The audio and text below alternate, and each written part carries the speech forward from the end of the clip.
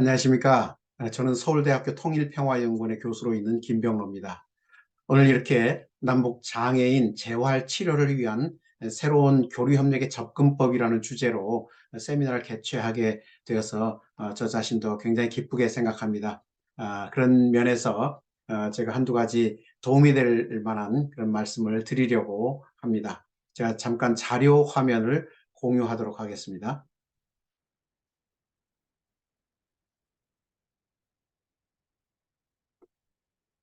예, 제가 오늘 강의할 주제는 한반도 평화를 위한 남북 교류 협력의 방향과 전략이라는 주제입니다.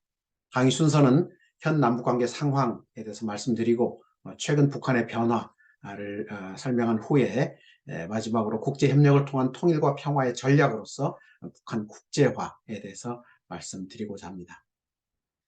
모두들 짐작하다시피 현 남북관계 상황은 격렬한 설전이 남북 간에 오가면서 적대적 대립을 지속하고 있습니다. 특히 북한이 핵무력 정책법을 제정하면서 핵무기 사용 가능성에 대해서 언급하고 있고, 특히 이제 한국을 적으로 규정하면서 대적 투쟁을 전개하겠다라고 말하고 있습니다. 김여정 부부장은 최근에도 앞으로 2, 3년간 남북 관계를 좀 경원시하겠다 이런 얘기를 했죠. 제발 서로 의식하지 말며 살았으면 좋겠다 이런 얘기를 하면서 앞으로 일정 기간 동안 남북 관계가 진전되지 않을 것을 예고했습니다. 그런 가운데 이제 국내적으로는 이념 갈등이 굉장히 치열한 상태고, 또 북한 내부에서는 경제 사회 불안정이 매우 심화되는 이런 상황 가운데 있습니다. 뿐만 아니라 동북아시아에서는 신냉전 구조가 지금 형성되어 있습니다. 미중 간의 패권 경쟁이 치열하게 진행되면서 동북아에서 러시아와 중국의 어떤 위상이 더 높아지면서 한국이 대북 정책을 추진하기 매우 어려운 구조로 지금 변화되고 있습니다. 많은 국제 정치학자들, 예컨대 이 책자에 보시다시피 하버드 대학의 그레임 앨리슨 이런 교수라든가 시카고 대학의 존 뮤어샤이머 같은 이런 많은 정치학자들은 세계적으로 패권이 교체하는 시기에 무력 충돌 가능성이 대단히 높다고 그렇게 주장하고 있습니다. 특히 이제 미국의 경제력을 중국이 추월하는 시기, 그것이 아마도 2032년이 되지 않을까 많은 학자들이 예상을 하고 있고, 또 빨리 보는 학자들은 2029년에도 중국이 미국을 추월할 수 있다 이렇게 보고 있습니다.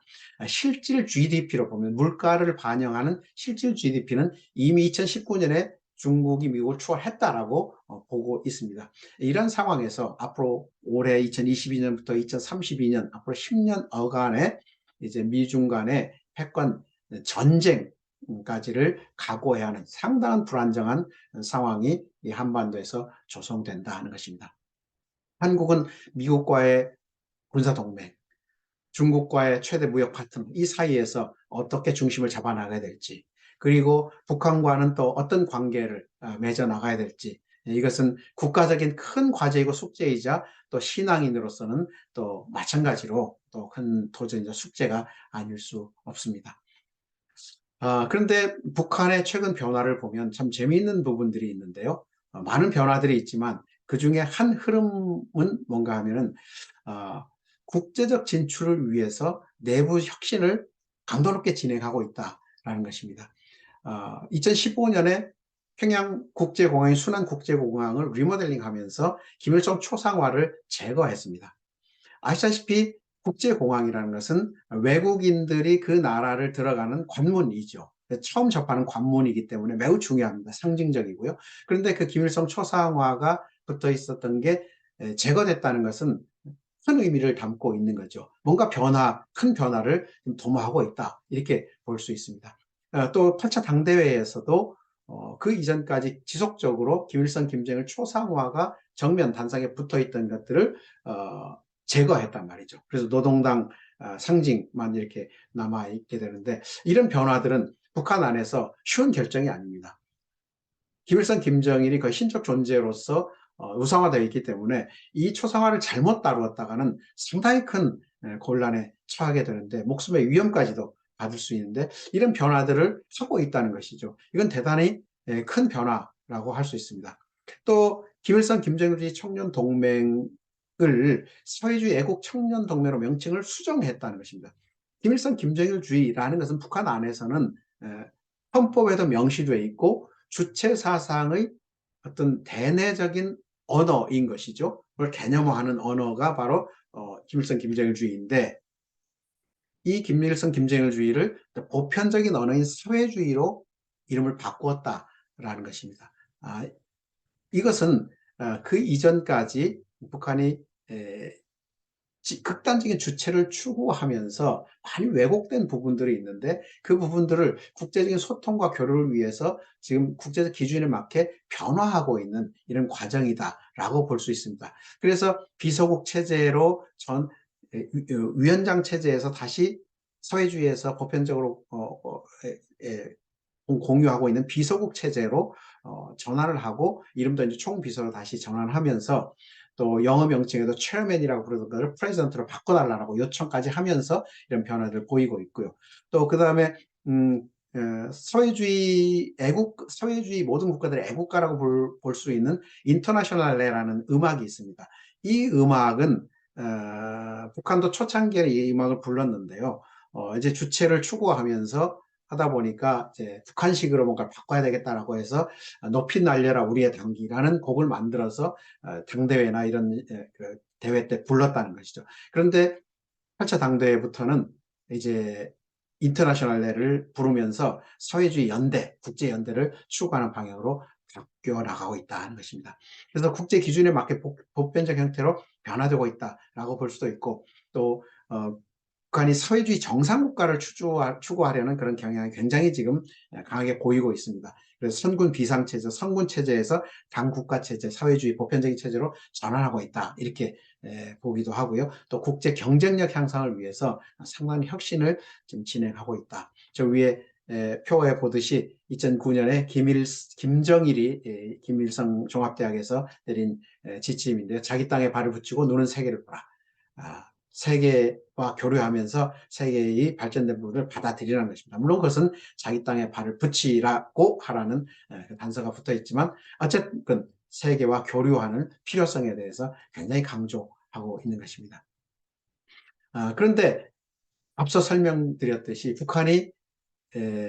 북한의 변화를 추구하면서 남쪽과는 관계를 단절하겠다고 얘기를 하는 것입니다. 그래서 이제 한국으로서 보면은 북한과 단절하고 살아갈 수 없는 북한과 통합하고 통일해야 하는 그런 많은 필요성이 있습니다. 국가적으로 보거나 사회적으로 보면 경제 성장 동력이 많이 지금 상실되어 가고 있습니다.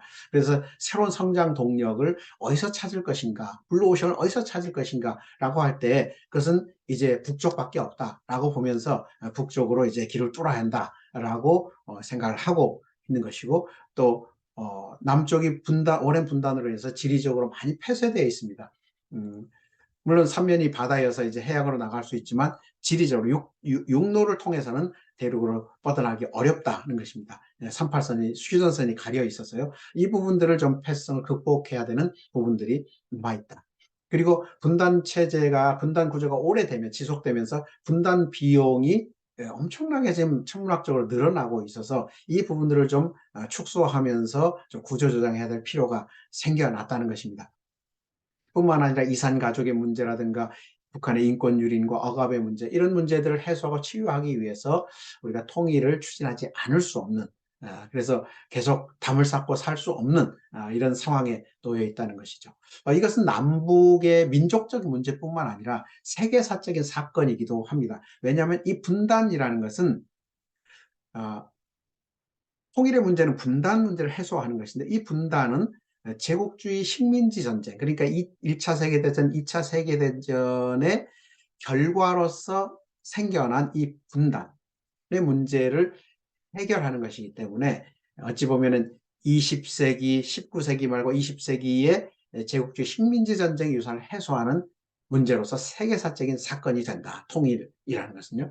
뿐만 아니라 한국이 갖고 있는 세계적 위상이 세계적 위치에 올라와 있기 때문에 한국이 하는 것은 그 세계적인 것이 되는 상황이 되고 있죠. 그래서 이 분단의 문제도 지금 한반도에 사는 코리안들이 어떻게 풀어나갈 것인가 세계인들이 관심을 가지고 지켜보고 있습니다. 이런 점에서도 세계적인 사건이라고 볼 수 있습니다. 그렇다면 이런 상황 속에서 북한이 교류를 하지 않으려고 하는 상황이고 또 우리는 통일을 추구해야 되는 이런 중차대한 사명을 갖고 있고 또 우리의 여러 필요성이 있는 이런 상황 속에서는 이런 문제들을 어떻게 조화롭게 추진해야 될 것인가 라는 것인데요. 이것은 결국은 국제협력을 통해서 추진할 수밖에 없다는 것입니다. 이걸 저는 이름하여 북한 국제화 정책 또는 북한 국제화 전략이라고 이름을 붙이고 있습니다. 북한이 지금보다 더욱더 개방된 체제로 변화되지 않으면 안 된다는 것이죠. 특히 북한이 70년 동안 너무나 폐쇄적인 상황에 놓여 있다 보니까 국제사회와 많이 괴리되어 있어요. 그래서 하루빨리 북한을 국제사회의 동등한 일원으로 편입될 수 있도록 우리가 좀 도와야 되겠다. 그래서 북한이 국제 기준과 규범에 맞게 행동할 수 있도록 배울 수 있는 기회를 좀 부여하는 것이 옳은 길이 아니겠는가라는 생각을 합니다. 그런 점에서 외교적으로는 미국과 일본이 아직 수교를 북한과 하지 않았습니다. 한국은 중국과 러시아와 수교를 한 반면에 벌써 30년 전에 수교를 하지 않았습니까? 그런데 아직도 미국과 일본이 북한과 수교를 하지 않아서 교차 외교가 아직까지 완성되지 않고 있습니다. 따라서 북한의 외교를 정상화해야 된다. 북일 수교를 통해서 정상화할 필요가 있다는 것입니다. 뿐만 아니라 북한의 많은 지도층들, 그러니까 관료들을 시작으로 해서 많은 기업인들, 학자들, 스포츠, 예술, 문화예술인들 모든 북한의 지도급들을 국제사회와 교류할 수 있도록 적극 지원하는 정책들을 꾸준히 추진해야 된다라는 것입니다. 이것은 바로 북한을 새롭게 북한 안에서 개혁하고 변화시켜 나갈 수 있는 이 세력들을, 이 인적 역량을 강화하는 사업이 되기도 합니다. 그래서 북한의 인적 역량, 인적 자원의 역량 개발을 위한 이런 협력 사업들을 적극적으로 추진해야 된다.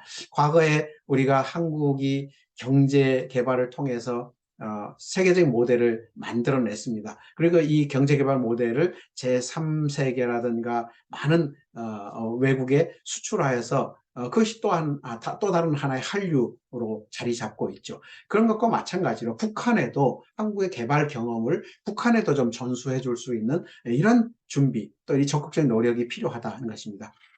이 북한의 인적 자원들을 여러 영역, 요소에 있는 이런 인적 자원들이 국제적으로 교류할 수 있도록 하고 또 교류하면서 스스로 역량을 개발할 수 있는 좀 구체적인 프로그램까지 지원함으로써 좀 국제 협력을 통해서 북한의 변화를 추구하는 그리고 남북이 함께 북한과 어우러져서 더 북한의 변화를 추구할 수 있는 또 도울 수 있는 이런 정책이 북한 국제화 전략이다라고 볼 수 있습니다. 지리의 힘이라는 책을 쓴 팀 마샬이 있습니다. 지리의 힘이 후까지 벌써 나와서 베스트셀러로 지금 시중에 판매되고 있습니다. 팀 마샬이 쓴 또 다른 책 중에 장벽의 시대라는 책이 있는데요. 장벽의 시대에서 팀 마샬이 재미있는 얘기를 해요. 분리장벽의 나비 효과가 있다는 겁니다. 장벽을 쌓으면 장벽은 이제 서로의 그 싸움을 중지시키고 안전을 담보하기 위해서 잠을 쌓는데 이 장벽을 한번 쌓으면은 장벽이 안팎으로 또 효과를 계속 작은 효과들을 만들어낸다는 겁니다. 그런데 그것이 결국은 어떤 결과로 초래되는가 하면은 귀결되는가 하면은 결국은 그 안팎에 있는 모든 사람들의 역동성을 상실하고 또 창의력을 좀 약화시키면서 그 사회가 쇠퇴하게 된다는 거예요. 결과적으로는 그런 걸 역사적으로 좀 이렇게 또 세계적으로 다 쌓여 있는 모든 담 안팎에 있는 그런 나라들의 상황들을 분석하면서 그런 결론을 내리죠. 남북 간에도 마찬가지로 높은 담이 쌓여서 77년을 지금 지나고 있습니다. 그동안에는 큰 문제 없이 한국은 지냈지만 북한 경우는 77년간 담으로 둘러싸여 있으면서 그 결과가 바로 처참한 붕괴죠. 경제적으로 완전히 실패한 나라가 됐습니다.